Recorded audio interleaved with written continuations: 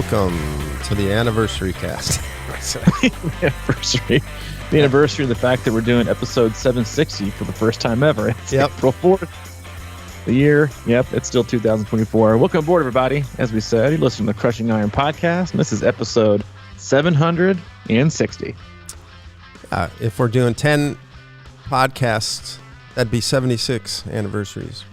That's true. This is also true. So this is our this is gonna be called our platinum diamond level anniversary today. So we'll exchange gifts and we'll get back to work. But yeah, it is a Thursday. Glad to be here. Glad to be on the cast with you, Mike, and looking forward to a wonderful weekend of racing. Busy weekend. One of the first Ironman Live broadcasts of the year as well out in Oceanside. We got a bunch of athletes out there. We got some doing Texas. We got a bunch of half marathons, some sprints. It's really hard to believe that next month is May. And, I think for most of you, it's hard to believe the next month is May because a lot of you got some shit weather right now. You got snow on the ground. Pretty sure I read through Training Peaks this morning when I woke up, and we'll talk about the wind in my ride yesterday, but pretty sure it was 25 or 30 mile-an-hour winds across the planet yesterday. I didn't read a single comment this morning that wasn't, I ran outside and the wind was terrible, so it's hard to gauge, what the overall pace was, and it was hard to gauge this, or I chose to flip flop, a ride with the run, or I couldn't go to the pool because the weather was, dicey, or then I had an athlete over in Sweden. It was super windy here yesterday. I was like, listen, it must have been a worldwide thing because everybody got wind, and it was either like storms, there were some tornadoes and stuff in the south. Went on Tuesday night, and it brought in some cooler weather. But yeah, it was a gnarly day yesterday. But you know what? Hopefully you survived and you're here with us today. If it's your first time tuning in today, welcome. We appreciate you giving us your time. We know you have quite a lot of options in the Triathlon podcast universe and just podcasts in general. Time is very valuable, so we appreciate you tuning in today. We cover it all. We do swim, bike, and run specific podcasts. We do race recaps and also a lot of race previews. But for the most part, Mike and I as coaches, athletes, best friends, we just sit back, relax, have an open, honest discussion about what we're going through in life, not just as human beings, but also as coaches and athletes ourselves. He and I also talk frequently about what our own athletes are going through. Mike and I work with a wide range of athletes all across the globe, from beginner-level triathletes in the very first 5K or sprint triathlon, all the way up through elite level amateurs trying to get back to world championships and everyone in between from all over the globe. We use the feedback loop we have with them and Training Peaks emails, text messages, and the like to drive the discussion today. We also tend to utilize our Facebook group. You can search that, Crushing Iron Group. Answer one simple question. We let you right in. Awesome people, fantastic community, solid resource in a sport that is oftentimes way overcomplicated and way too confusing. It is a safe, actionable place to get great information from seasoned veterans who have been through the ringer and probably made most of the mistakes that you don't want to make. So be a part of that conversation. Don't be a lurker. Be a participant. And we like to go in there about once a month or every 3 to 4 weeks, do a bit of a Q&A, take your questions on the pulse of the community, and do the best that we can to cover all of those topics in a podcast just for you. But that is it. We have no sponsors. We have no ads. But we do have an agenda, and that's to keep you happy and healthy in your endurance sports journey. Yeah, and we do have a relaunched website with all of our coaches on there, our new coaches. Oh, that's right. I forgot. Look at you. You're on it today. I know. And there's some good stuff on there, and there's a new store with some new T-shirts, and go check it out and see how it works for you. And that's about as hard of a sell as you can find here on the Crushing Iron podcast. That was the most gentle, hard close I've ever heard. But yeah, it really is. It's a fantastic new website. Go to it again. It's c26triathlon.com. Whole new look, whole new layout. It does have all of our coaches on there. We have now 13 coaches listed. You can click their bio. You can click on their more about them, and you click on that page. It's got our camps. It's got all kinds of awesome stuff in there. And again, go to the gear store, check out some new swag, and then if you want to, hop on the email list and get what I consider super valuable piece of information. Some of our best all-time podcasts have been our How to Not Suck at Swimming podcast, and this is a How to Not Suck at Swimming PDF. Oh yeah, and it's free. It's free. It's robust too, man. Yeah, I mean, we did that a long time ago. We put a lot of work into it. So, but yeah, go check that out. And again, if you're looking for, this tends to be like end of March, April, May tends to be like one of the biggest periods of time we get for coaching inquiries, because a lot of people do their own planning from January through March and April, and then now they're getting closer to the season, and things aren't going how they thought they were going to go, or they don't feel like they're as good of a self-coach as they thought, or they're not happy with their training plan, or they're behind, or they're not sure where they're going, or they're doing too much, and that's where coaches come in. So yeah, check that out. We got a lot of awesome people in there. Again, same philosophy, very similar structure, but a bunch of different flavors. So yeah, go in there and check it out, and let us know what you think. Yeah, let us know what you think. Let us know what you think. Just quickly, let us know what you think. That reminded me of people emailing. But I was listening to this guy in the podcast. He makes like tuning forks or something. He's all about energy and like healing and stuff. That's just kind of what I do in my spare time. But he's like, yeah, I usually get about 1,200 emails a day. I try to respond to them all. I'm like, dude, can you imagine? I'm like 1,200. I mean, I get that many text messages from athletes a day. Yeah, I know. God, 1,200, good for him. But I guarantee you, he's got he uses like Chat GPT or has like a draft folder. I don't know. I don't really even believe him, to be honest. It's like 1,200. You think he's padding his stats? You get this new tuning fork out. Yeah. I don't know. Maybe there are a lot of people. I guess it's super niche, I guess. What you think? What how many people out there, 1,200 emails, my ass. How many people out there have questions about tuning forks? Evidently 1,200 a day. I mean, is this like a tuning fork YouTube channel or like a tuning fork podcast? He was just a guest, so I don't even know, to be honest, what he does. I'm gonna call bullshit on that. Yeah. He's also into prisms and light healing and things like that. So, yeah, you must be talking. Are you actually referring to Ben Greenfield? No. Does he do that too? He probably does, dude. That guy's the biggest hack job of all hack jobs. Yeah. Well, I'm sure he's into prisms. I mean, he used to be. And this is I've referenced this a few times because it's one of my favorite all-time USAT fuck-ups. Not like right behind the offering. Letting like a, I think it was at USAT Nationals like a few years ago. They let one of those IV, those retail stores where you go in, you can get like a bag, like a B vitamin, IV or something, mm-hmm.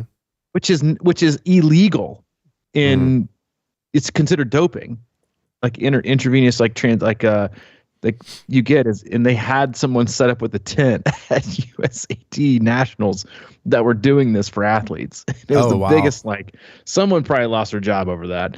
But the other one was like way back in the day where Ben Greenfield was like big in with USAT, and he was like the big proponent of wearing those world, like the center bracelets that kept you like centered with gravity in the world. Oh yeah. Mm-hmm. Oh yeah. That was like that was on like USAT's front page with him.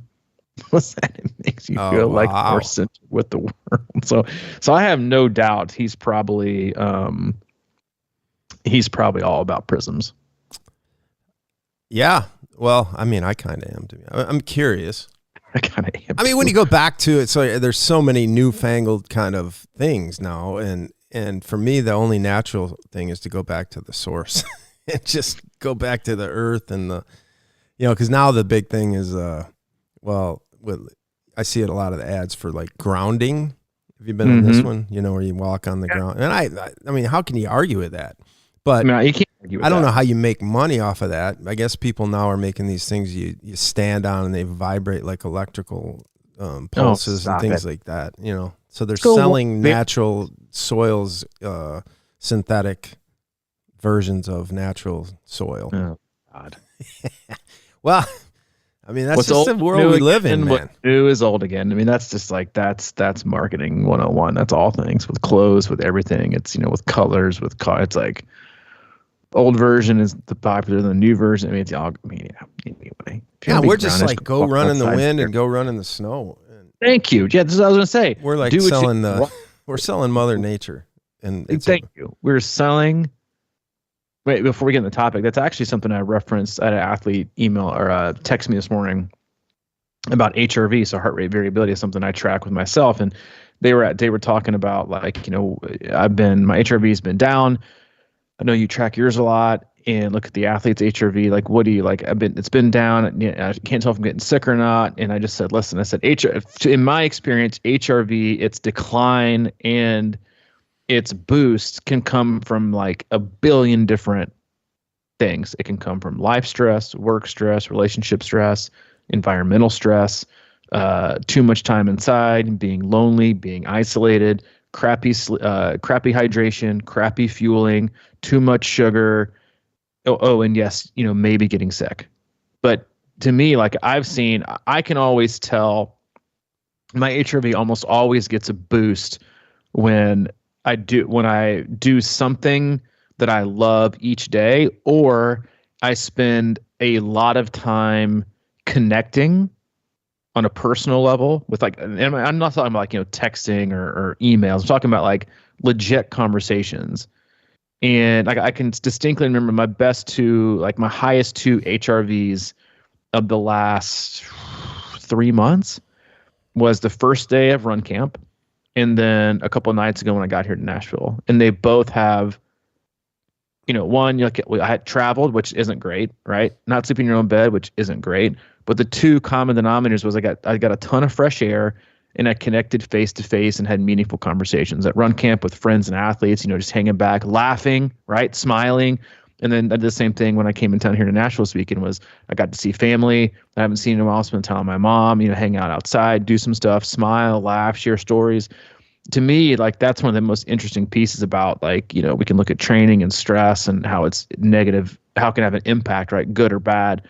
But I've found, at least with me, and I think this is very true with other people, that we just don't, most athletes, triathletes specifically, don't like to look beyond what they think is data, right? Numbers, but the more global effect that how we do things in life. Do you spend, you know, I can even tell with me, like if I spend a lot of time inside that day, even if I exercise, right? Even if my day is semi-relaxed, if I spend most of the day inside and I hop on the trainer and do a workout, and then I work and I'm in emails and text messages, and there's very limited interaction with the outside world, as in like, you know, conversations in person, face to face, and getting like vitamin D, or even just getting like the fresh oxygen, right? Like outside, I can see an impact.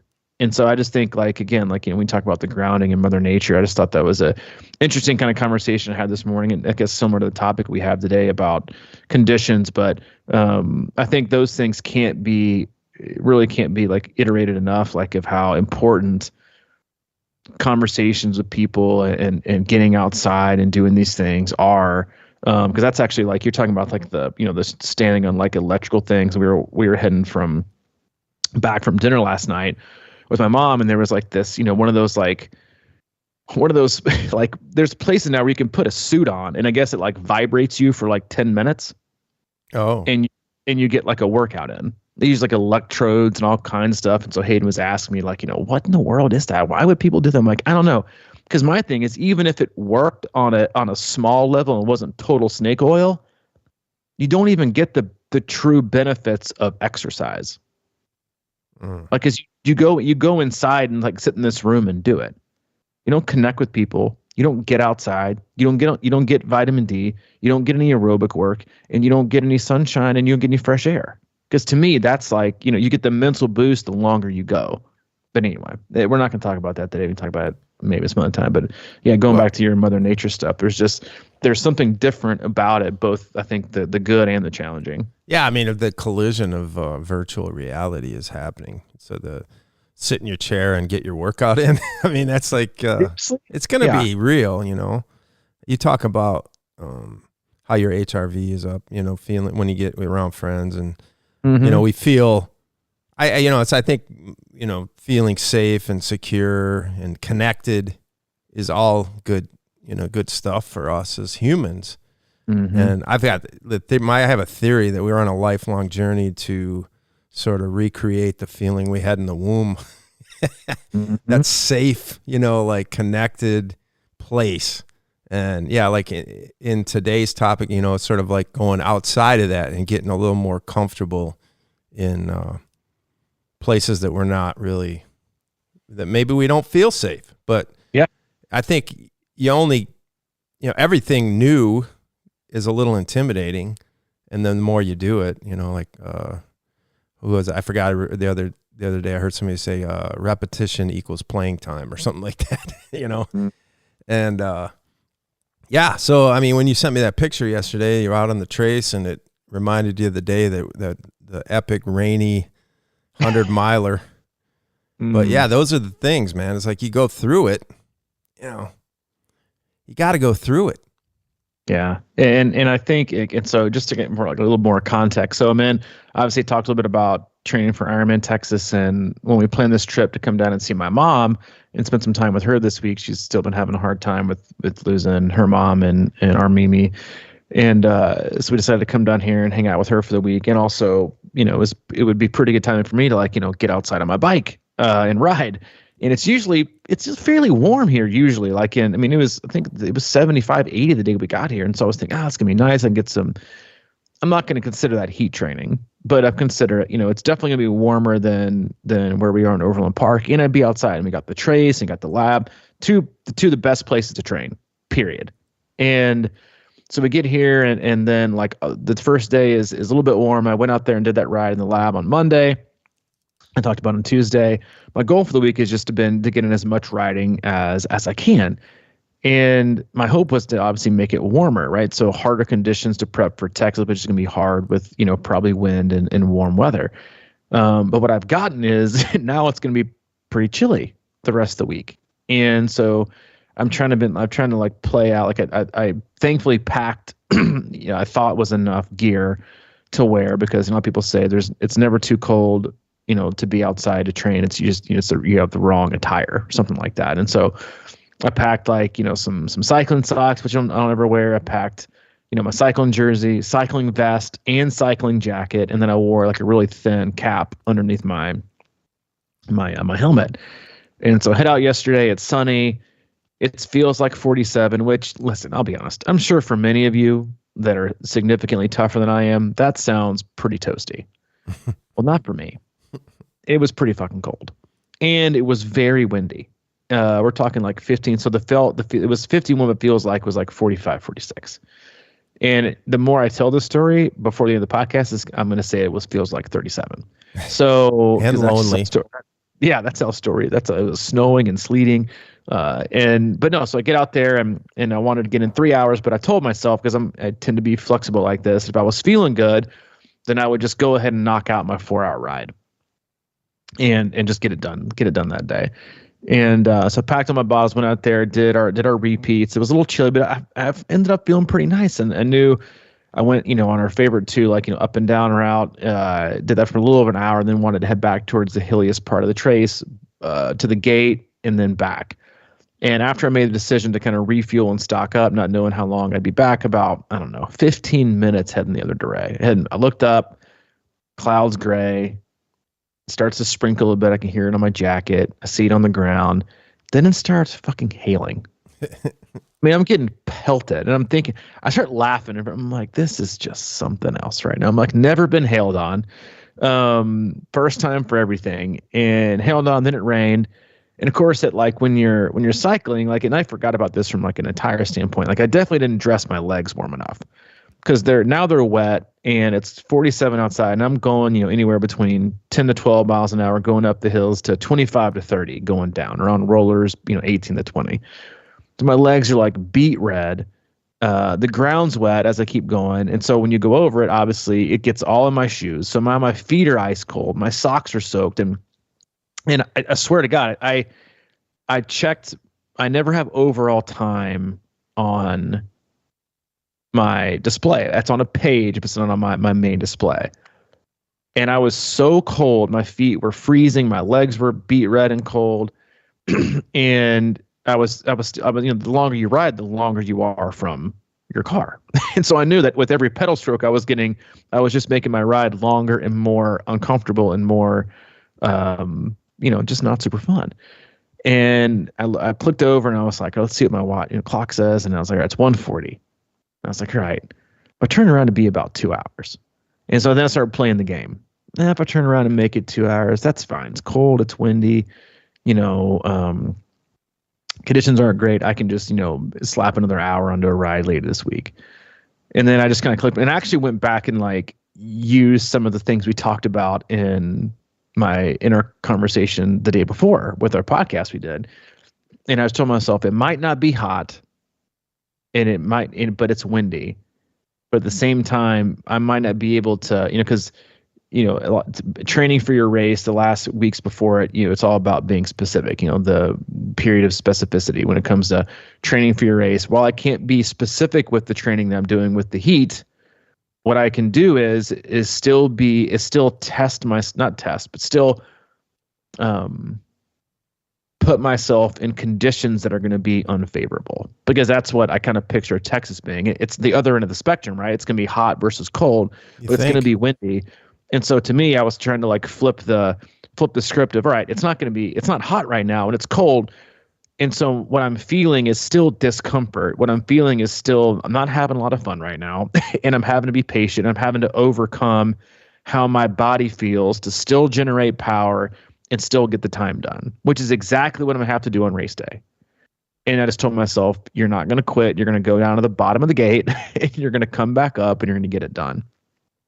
And once I kind of made that decision, I was fully committed and went all the way back. And then I'll admit, like when I hit the gate and came up like some of the biggest hills, I was like, this is my legs were freezing. My feet were freezing. I'm like, this is just really terrible. But then I also told myself, but it's a lot less terrible than if I had quit 45 minutes ago. And I just kept telling myself, this is good training. I wasn't worried about the pace. I wasn't worried about the watts. I wasn't worried about what the wind was doing to my overall average, miles per hour. It was just, race day is going to suck. I'm getting good training in, but what I'm really getting in is I'm getting work and training in when it comes to persevering. And again, it might not be the specific type of perseverance when it comes to too hot or being too patient, because to me, like it's still, we talk about this a lot in the wintertime. And then when you transitions to the summer is, 45 degrees to like 60 degrees is like prime time running weather. It's that like degree in temp to where your body doesn't have to work too hard to keep itself warm or work too hard to keep itself cold. And the harder your body is working to regulate temperature, whether it's, again, too hot or too cold, you lose the ability to use that energy, right? Converting calories to energy that makes you go forward. Then you're saving it. That's why they're perfect temps, because you get all your calories get to be expended towards energy, not towards, creating, raising your core temp or keeping it low. And so what I knew is while I wasn't having to like use extra energy and effort to keep myself cool, like it will be in Texas, I was having to use extra energy to make myself warm. And so to me, it was the same thing. Yes, it's not, right? I get that. Training in the cold is not good preparing for the heat. But what it did do was help me learn how my body is going to regulate and convince myself to keep going, because what I was doing was still getting it's apples to oranges comparison, but still I found a way to make myself do it. And then I got done, pulled in the parking lot, 3 hours, and got in the car. And then as soon as I got done, it just like torrential downpour. And I was like, thank God I didn't try to like go out and do like my 4, because it would have been freaking miserable. But it was one of those rides. It was alone. I didn't see a single cyclist. No one knew I was out really riding. I didn't have, wasn't there with the group to tell me to keep pushing. It was just solo. And it sucked. In the whole last 2 hours just sucked. But I got it done. And it was, I don't know, it's weird. Like when you do those workouts and you don't want to finish and you want to, and because listen, like we can rationalize all we want to. Well, I might get sick, or I might want to save for the other day, or this, I could catch a cold out in this. And I was like, but I'm not. It's not. We're layering in like all these excuses that I think, everyone uses all the time for to give themselves a way out. I always like to leave a door open. But it was great in that I knew that and I think people do that, right? And they do it on runs too, where there's something like empowering and like on a conscious level of knowing that you're pedaling or running further in a direction that is only going to take you longer to get back. And like when you're making that choice, I don't know what it is, but to me, there's like something, you get confidence in that, knowing that you're putting yourself farther away from your end than you are closer. You know, when you do out and backs like you can on the trace, or when you can go out in like a point to point run that run route that you might have. But yeah, it was a sucky ride. I was happy with my power. I was happy with my heart rate. Got in some pretty good climbing, but yeah, it was a mental challenge to get done doing it alone. But again, like I kept going back to race day and it was like, how can I apply the lessons of today to what I'm going to have to go through more than likely on race day? Well, it sounds to me like you missed an opportunity to ride in the pouring rain and build some more of that toughness, man.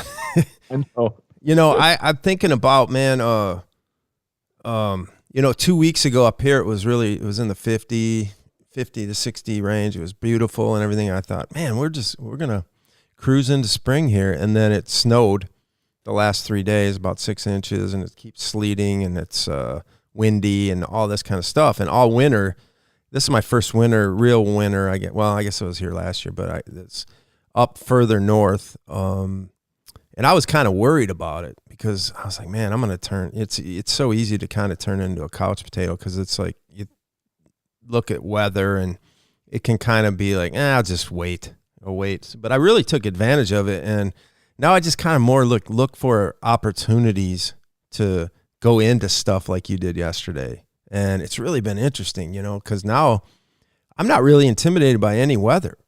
I've been up here trying to run in blizzards and on the sand and, running on ice and doing all kinds of stuff like that. But, it's one of those things where, I go back to our run camp and the marathon we did, and it was pouring. It was shitty weather all day. I had no doubt in my mind I was going to finish that, even though I didn't I wasn't really trained for it or anything like that. But those are the kind of situations where you can be in great shape going into a race, or you can be in kind of not sure where you're at. But if you got that mental game in place, you can get it done. And if you got that mental game in place and you're in good shape, now we're talking, right? So it's sort of that combination of being trained up how you want to be, but also knowing that if things get a little rough, you're going to be strong out there. Now, we used to talk about this, like you like choppy water at a race. And I actually don't mind rain on the bike because I'm just so used to riding in it, and over the years and through mountain biking history and all that kind of stuff, I feel like I'm pretty confident when it's raining. And I know it gets in a lot of people's heads. So it's one of those things, right? So if you can combine, your great swim shape with a choppy condition, that's really going to pay off. You're going to get through it either way because you're not afraid of it. But those are the things that I feel like, it's even like you mentioned, man, you're out there, you have these second thoughts and you're doubting yourself. Like, what am I doing? I could get sick. I could do all this stuff. And, but like I look at that now as, and I promise I wouldn't mention plunging, but I've been doing it for a long time now. And I mean, I'm going into ridiculous situations with the weather and the cold water and all that kind of stuff. And, my boy Wim Hof always says, you go into the cold so it doesn't come to you. And I like that. And I think that there's something to be said for that, where you're sort of, if you're sitting around in your chair doing that vibrating machine all the time, and then you actually face tough conditions in real weather, you're probably more vulnerable. So I just think the more you can kind of get into stuff like that, the better off you are. And it just, I don't know, for me, it feels like it just makes me a little tougher and a little stronger to get through those things, because I don't know about you, but I've never been in an Ironman or a 70.3 that didn't like suck. It was, it's rough, man. There's the difference is being able to kind of psych yourself through some of those situations. I think, even if you're at the top level, that's all relative to where you're going and who you're competing against and everything like that. So these kind of things, training in beautiful conditions all the time and then facing a bad race day, that's a tough nut to crack, I would think. Oh, it is. I mean, it reminds me what you just said. It reminds me of a conversation I had earlier this week on Monday with an athlete who's done Cozumel and Puerto Rico, and they're doing St. George. And they want to have a quick call, and they were just talking about, yeah, I'm a little. They just said, I'm taking on a different challenge. I'm just worried I'm not, worthy of this like challenging course, and just how really hard it is. And I said, whoa, just wait a minute. I said, hard and challenging is relative. I mean, honestly, I said, you've done Cozumel in Puerto Rico, both under super windy, super hot conditions. I said, to me, those are the same type of challenge. You're just replacing an adjective, like of what made it challenging. And I also said, if you had to ask me and have me pick between hills and wind, give me hills every single day of the week, forever, for life. I would take hills all day long over wind, and most people would. And so I said, you have to remember that each race and each environment and each location presents different conditions, which equal different challenges. You got Puerto Rico you did, which was very windy and very hot. Not the best, in early season. And so you got St. George where, wetsuit legal, but the water could be cold. Yes, you have hills. Might not, it's less likely to be as windy. Roads are close to perfect there, and it's hilly. And then you have a really fair to strong run that comes after it, but not in the heat. So I'm describing a totally different course than what you just did. But if you filtered out, like you gave Puerto Rico or Cozumel or whatever you wanted to talk about, a challenging rating of 20, it would pull it from the heat and the wind and maybe even the timing of the race, where it falls in the calendar of the year. And then you take St. George and you filter it through and you take out the positives and the things that are more advantageous to the athlete, and you filter that, and then you filter out the negatives. It still comes out to close to a 20. So you get the same challenge score, but they come from two totally different places. And I think that's just one of those things where we as athletes put so much, we way too much stock in how different races are and our abilities and our fitness. And I live in a flat place and I haven't trained on hills, and I got to do hill repeats to do well on a run course with rolling terrain and all these things. But every race has its own unique challenges. Every single one has its own challenges. And unless you happen to get the most perfect day ever from a conditions wise, it's going to offer a similar opportunity to have to overcome those, whether it's Mother Nature, whether it's, fueling issues, whether it's your bike, whether it's, swim issue, whatever it is. Every race is challenging.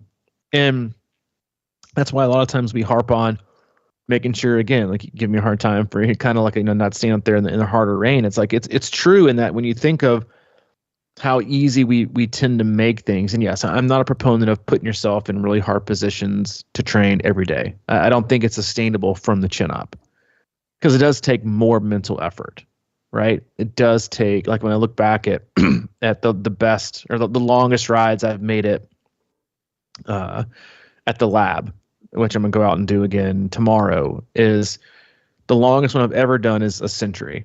And my legs felt okay, but I just mentally had it with me that day. I was there. I keep going. I can go. So you're doing 100 miles and 1.2 mile loops. Totally boring. I can see my car the whole time, and I can stop anytime I want to. There have been other times where I've gone out there and wanted to do longer and wanted to do well, but my mind cracked. Because I do think there's only so many times you can put yourself in that like really mentally challenging space. Like that's why right now so many people are itching to get off the trainer, because it's just become your body, I think, becomes, and your mind, I think your mind becomes resistant to it, and that trickles down to your body. And so when you think about the races you have to do, whether it's early in the year, middle of the year, late in the year, every race has a challenge. And I think it's appropriate as an athlete to recognize that and highlight it. Because I do think we as athletes have the tendency to, that race that's a much easier race. That race is flat, but it might have wind. That race is hilly, but it might be in perfect temperatures. That race has, a downriver swim. It's an easy course. And then you got to hop on the Ironman Chattanooga run course and get your lunch 95-degree heat. I think we do that a lot to compartmentalize and convince ourselves that what we're doing is harder than the easiest, or what we're doing is easier than what we've done that's been hard in the past. And then we can get, that kind of gives a little bit of a confidence boost. But I think it's good and healthy to, and this is actually what I said to this athlete. I said being a little scared of it is healthy. Because I think when it comes to like a level of being prepared, you're probably going to do things you wouldn't have done in the past had you convinced yourself that it wasn't. Like I fully imagine and expect athletes that sign up for downriver swims to use that as an excuse for not swimming a lot. Yeah. Or I don't want to pull it. It's a downriver swim. I could float. Did you hear back in 2019 they let a paper bag, go down the course and it made it in the cutoff. I can definitely do it. Mm-hmm.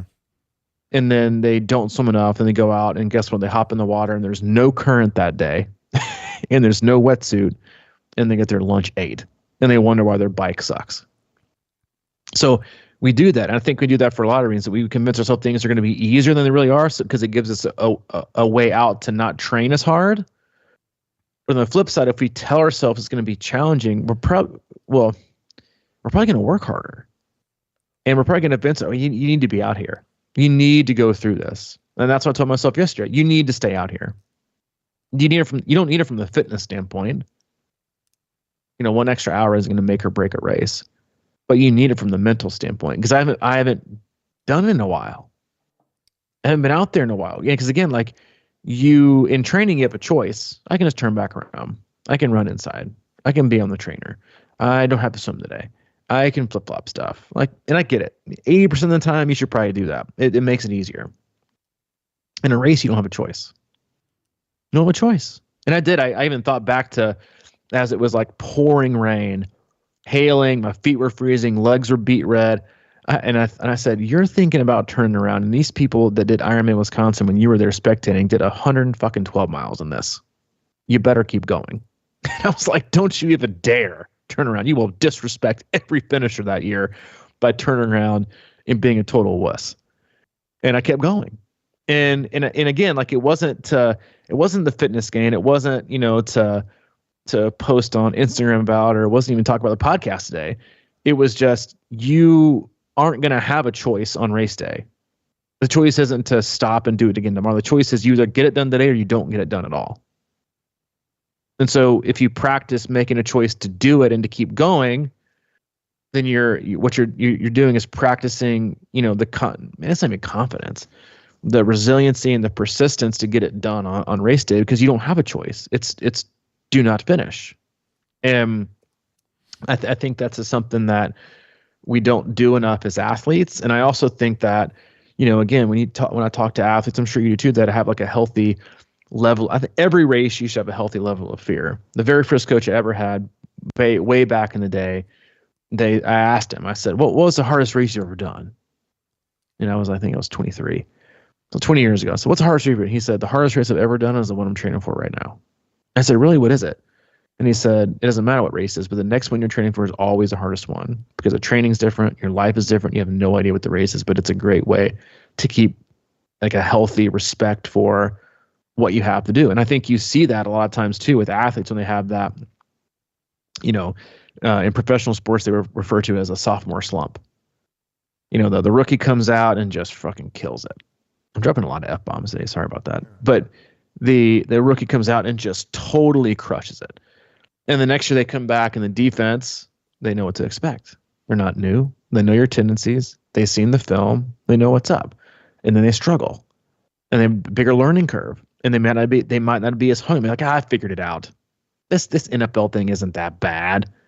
And then there's a whole, off season worth of film study, and tendency is you might not work as hard to be as hungry as you have been. Well, everybody else has been doing the opposite. Watching your film, watching your tendencies, working hard because they don't want to get beat again. Then you come back out and you throw 4 picks in your first game. You're like, crap, this is going to be a long year. And you see that very same thing with athletes that do their first 70.3 or Ironman. They go out and they're scared to death to do their first one. And they don't miss training. They have everything. They have their every single thing is, the I's dotted, T's are crossed. The athlete guide's printed off, 6 months in advance. Everything's memorized. They got their bags ready. They got their nutrition dialed in. Everything's done. They get it done, and then they start training for their next one. And then those, I've done it before. I got this. I can wait a few more months. It really wasn't that bad. But what we don't recognize and remember is, well, it wasn't that bad because you freaking trained your ass off to prepare for it. Not just mentally, but physically.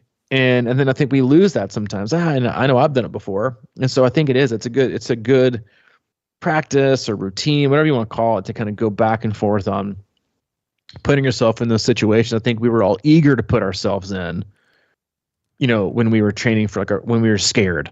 Right, we wanted to get that respect of of finishing for the first time. We wanted to get that respect for ourselves, right, and get that medal or the whatever it was. And then the longer you do it, I think that's the harder it is to kind of conjure up those sessions where, and especially now, right, where it's just easy to do it inside. It's just easy to swap. It's just easy to not do it, because you've probably done it all before. And so I think there's just a lot that you can get as a positive, and again, doing things that are challenging mentally. And again, going back to the decisions that you make, we make so much about data and comparison and whatever. And if we go back and just look at the decisions and how easy things were or how hard they were, a lot of people go back and they remember the hard stuff they did and what they learned from it, not the easy stuff. Not the days where it was, 35, but the days where it was 100 degrees, the days it was, -5, and then I made it and I toughed it out and I felt like crap afterwards, but I learned this, and I learned that I can do hard things. And I think that's something that we don't necessarily remind ourselves enough of. Yeah, I mean, I've fallen victim of that trap because the last couple of years I've basically just done Ironman, Wisconsin. And I think it's taken some edge off of me, I mean, just not racing as much. You kind of know what you got to do and everything like that. But I don't know. I've purposely, I think, kind of avoided races just because of I haven't wanted any shorter races. You talk about every race is harder for their own reasons. And I think about like Texas, and I've thought about doing that many times. And I always come back to aero, wind, that's not really my jam. It is in a sense, but I sort of like I don't know, I've always kind of gravitated towards the Louisville and the Wisconsin because of the grind of it, especially in the bike. And it's just a different type of thing for me. As I get older, I kind of I think I'm a little bit apprehensive to go into some of these shorter races because of the speed and the different type of training. I can, go into a full with pretty good confidence, knowing that it's just a slugfest, and you just got to figure out a way to get done, and hope that things go perfectly and you'll have a good race. But if I'm put in a position to have to go fast, and I haven't done it enough, which I really don't anymore. But like last year I went and did that sprint and I got my ass handed to me down in Shark Fest in Illinois, the old Shark Fest in Illinois. But yeah, I was like 9th in my age group down there, and I thought, wow, what a wake up call. And so I'm actually going back to that. I'm going to probably look for one other race to kind of just get that experience again, get that feeling. And, basically really it does come down to, I think sort of facing fears, like Madison has become kind of a comfort zone for me. I know I got a lot of time. I don't have to rush to anything. And I've got, I can usually get into the summer and turn up the heat and just be ready to some degree. But to think about doing shorter, like an Olympic or something like that, kind of intimidates me. So I think that's exactly why I need to do it. I am going back to Shark Fest this year, and I'm going in with high expectations. High expectations? Oh yeah. Oh, I know. Sound of that. It was such a long time before that since I had done a sprint, and I'm like, man, this is hard. It's a totally ball game. Yeah, but I'm gonna go in now. I'm reminded at least, so I'm gonna. I like to put weird pressures on myself, but it's something that needs to be done, I think, to get my ass back in the sort of that competitive spirit. That sort of like, I can dig deep over the long haul, but can you dig deep to a different level in the short haul? That's kind of where it's at, and I think that you keep doing stuff like that, and it sort of layers itself on top of everything. And, it's back to, having your best fitness and your best mental game both combined. And I think that's really where I need to go. I mean, I think back to when we trained together back in Nashville and stuff, we did a lot of hard stuff. I probably did almost too much on some degree, but I don't know, maybe I just think I did, but I would do a lot of hard stuff. And now I'm just kind of thinking in terms of, just being aerobically adapted enough to get done.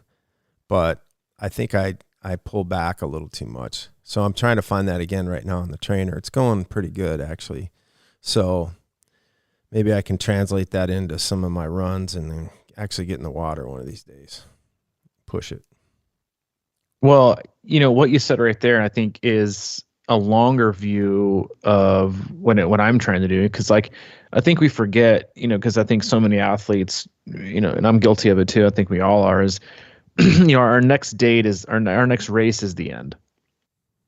We can't think past the next race. That's it.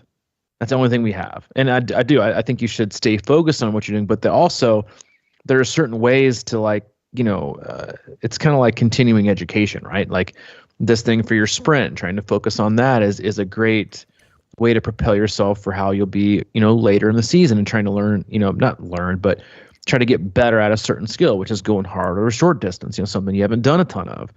But it all plays a really huge role in the piece of the whole season. And even next year is, you can have these, we've all got gaps to fill in our training. You could be mentally weak and need to get stronger. You can be a poor cyclist and need to get faster. You can be, high injury likelihood in running and need to get stronger and more durable. You can have a fear in open water swimming, so you need to get more comfortable with that and lessen your anxiety. You could have, unfavorable body composition and need to do better at that. I mean, that's why the sport's so great. Is it always, if you're looking for a sport to be perfect at, don't pick this one, because there's too many things that can go wrong to leave you feeling like you've ever got it perfectly done right. But at the same time, instead of feeling like you don't have it done perfectly, think of how many opportunities you have to get better. And for you, that's what you're doing is using that layer to get better. And it's gonna help the rest of your year out, because instead of walking up to the starting line basically not having done much, you're gonna have focused on it, and you're gonna get done, see a little bit of light, see a better performance, feel better about yourself, be fitter, and have a good start to the year, which is going to propel you to more likely having that same kind of the rest of the season.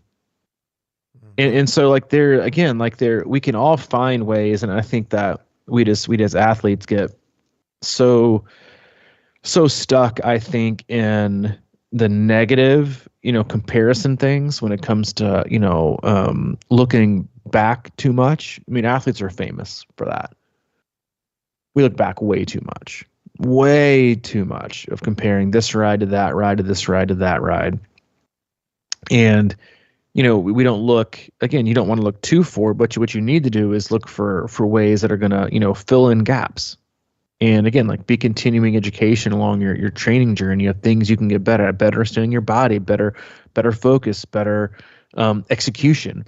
All these things play a part. And I think that when we take our sessions and we take our training and we take the the mental, emotional, and physical piece, it can make everything easier, because it doesn't make every session about perfection of matching your intensity and making sure the TSS score was the exact same, or making sure you hit the top end of all your intervals, or making sure you do. It's just, there's so many other things when you think about the opportunities we have as triathletes, whether you're short course, long course, whatever it is, to pull out the challenges to find wins. Just like I was referencing with this athlete, you can compare, two races, because to me, like, to use one we talked about in more reference on the podcast, if you look back and if I asked you which race was harder, the Wisconsin wind and cold and rain versus the Louisville super hot, they're both totally different. Yeah.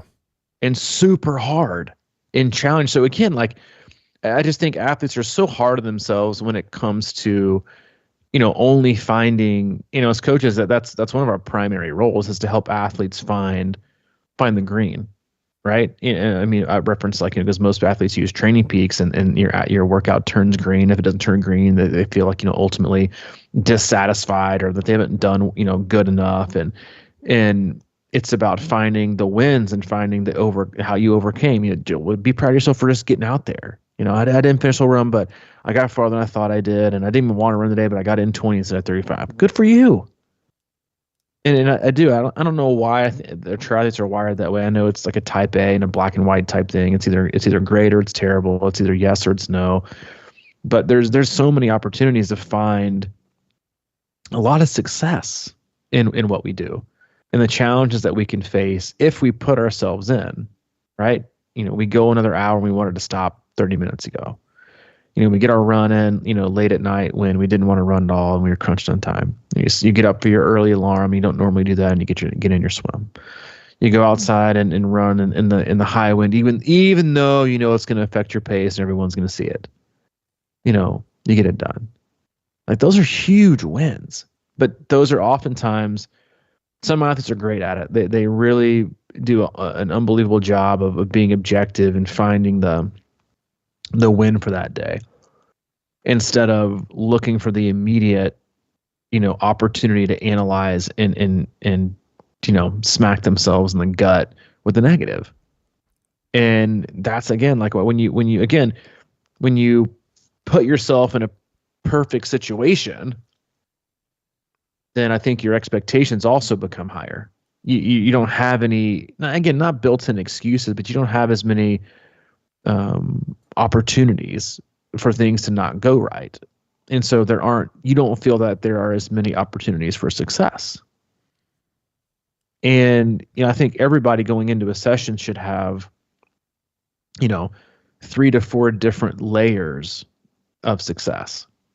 And as a coach, that's what I generally look at when I've got athletes that ask me, like, hey, what did you see today? And what do you look for in sessions? And I'm like, well, it's pretty simple. I kind of a hierarchy of that I go through of looking through people's workouts. 1, did you get it done? 2, how did you feel about it? 3, was it what was intended? And if you check all 3 of those boxes, you're done. And those are pretty simple, because the first one's the easiest one to do. It's not about perfect execution. It's not about hitting a new, threshold. It's not about setting a 5K. It's not about your best 50 in the pool. Just, did you do it? And there's a lot of power and a lot of confidence you can take of just getting it done. Like that, because when but what about the data, and what about the CTL, and like AZ, all these things, like that only tells me like how you performed in certain workouts. You can still skip some, but your ability and commitment to consistency, it's not the consistency that impresses me. It's knowing what it takes to be consistent that impresses me. Because I know that it's not about being perfect in your workouts. It's about making choices to still get it done in the face of it's raining, it's snowing, I got to go back to the pool later because it was lightning in the morning. I got my ride done and I hated it, and my kid was bothering the whole time, but I got the time done even though the intensity wasn't there. Because I know what that takes. So does every coach, but so should every athlete. And that's why the first and most important checkbox is did you get it done? And within each, no matter how small, right, or how, like I'll use myself as an example today. I've got a swim on tap. It's 11:24 a.m. Central Standard Time. I've got to finish up this podcast. I worked this morning. I helped Hayden with his reading and math because he's not in school this week. We did that. So I took time away from work. I've got to get off this podcast. I got to go do lunch, make myself some lunch, answer some emails, work a little bit. I got to take Hayden at 12:45 to get with me to get my haircut and his haircut. He'll be done at 1:30 or 1:45. I've got to immediately drop him off back here at my mom's, head to the pool at the Centennial Sports Specs, pay a $9 fee, walk in the door, try to get my swim in before 3:45 and the distance I want to before the swim team shows up and kicks me out. Like I know to the normal, because we're all that, right? We're all busy lives and schedules and things, but to the normal, person, like when you think about it and you rattle it off like that, it doesn't sound like an easy feat, right? And I want to get in 4,000 yards. So to me, I had the opportunity again. I rattled it off like that, and then I'm going to come back home and work some more.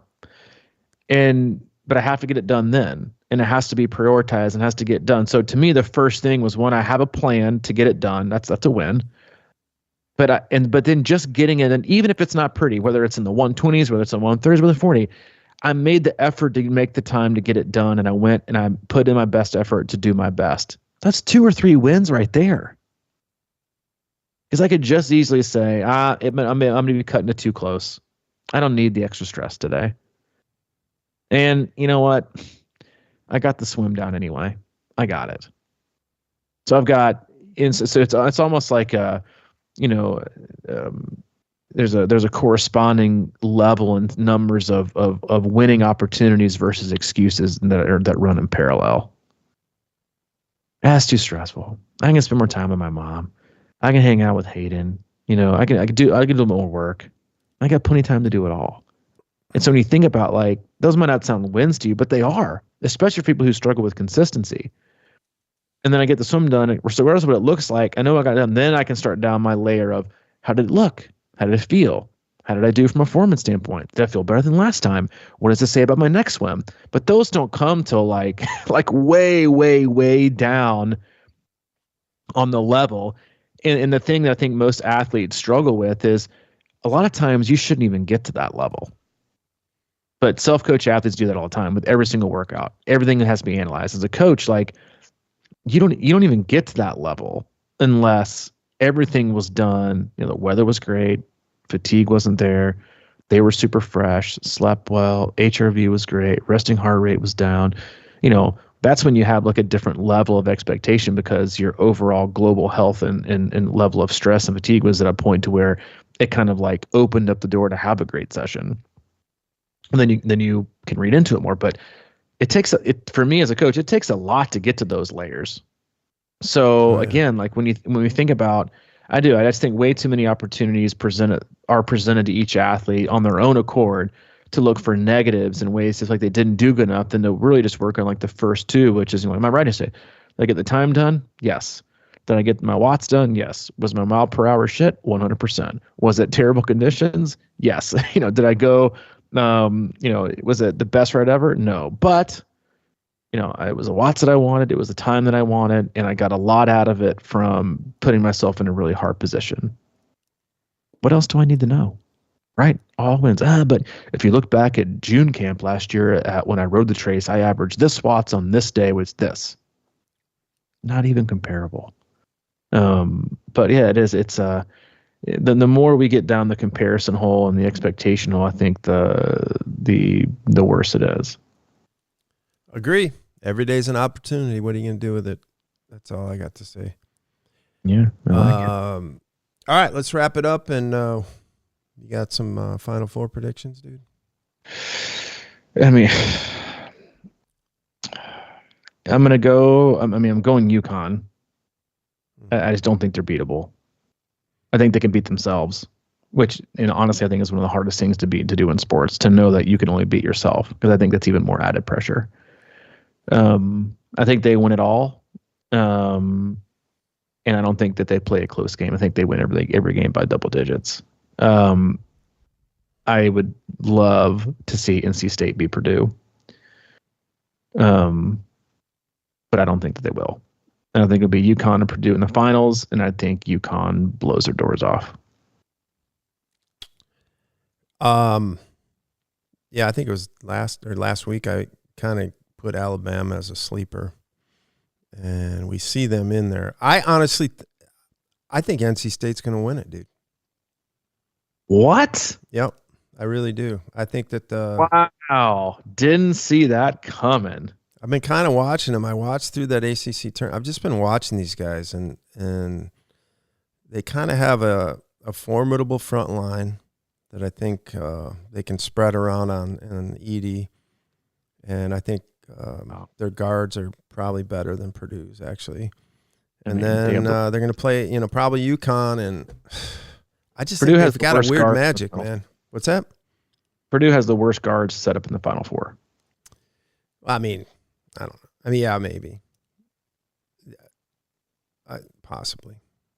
I mean, Smith was first team All Big Ten, but, I know it is a Big Ten. But anyway, they've got something going, man. I watched the Valvano streak. This is even more impressive. I was about to say, yeah, it's wild.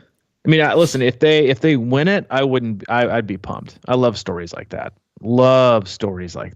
So I mean, I'll be cheering for them in every game that they play. I won't be cheering for Alabama against UConn, because as a Tennessee fan, you're not allowed to cheer for Alabama, even though they're in the SEC. Peace out. So I'll be cheering for UConn. I heard UConn's having travel problems too. What's that? UConn's having travel problems. I mean, they could show up 10 minutes before tip-off and still probably run them out of the gym. It's true. They're looking for that. This may be their motivation. I was going to say, I think they're going to be good, man, but I think NC State, I don't know, man. Who cares? It's like they're the type of team that have the intangibles to do it. I don't think the other teams can do it. Yeah, that's true. And when you're on a run like this, that's the thing, is like you have the confidence that you can beat anybody, no matter what. Because you have been basically since the start of the end of the season, the ACC tournament, you have that confidence, which I think is irreplaceable. Yeah, the confidence, and they're just having fun. Yeah, and which is the opposite of Purdue. People that have fun are dangerous. Yeah, and which is the opposite of Purdue, which is I think they've been basically fueled off that losing in the first round last year. But now that they're there, I think the pressure comes back onto them like tenfold. Good point. Yeah, but we'll see. That is it. We love you guys. We appreciate you. Race well. Have fun this weekend. Remember, it's effort and execution, and then leave the rest. Like we talked about at the beginning of the podcast, check out our new website, c26triathlon.com. Take a peek around, let us know what you think, and peruse what we have to offer. As always, if you need anything from Mike, he is available, Mike at c26triathlon.com. If you need anything from me, Robbie at c26triathlon.com. Yeah, and if we've helped one person a day, it makes it all worth it. It's true. And a lot of times it's either me or you, so we're already winning. Oh, that saying. Sit back, relax, and get ready for our 1,200 emails. All right, buddy. I will catch you later, man. All right, dude. See you, buddy. Bye.